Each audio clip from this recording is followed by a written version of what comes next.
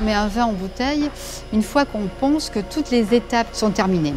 On intervient pendant les élevages pour essayer de bonifier, de lui donner de la matière, de la complexité.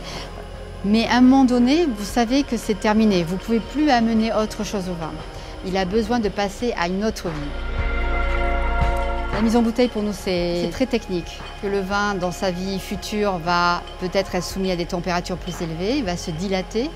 Et donc s'il n'a pas cette petite chambre d'expansion, il va pousser le bouchon et donc on va avoir des problèmes après de bouchage.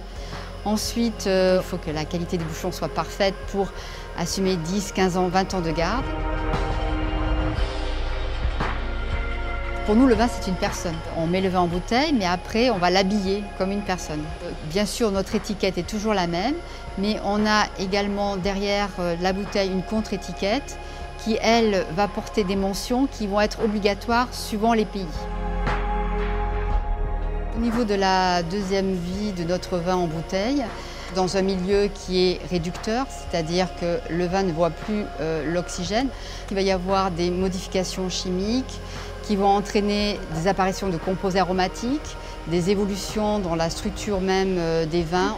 Ce vin va vivre aussi en bouteille pendant quelques années jusqu'à atteindre une apogée.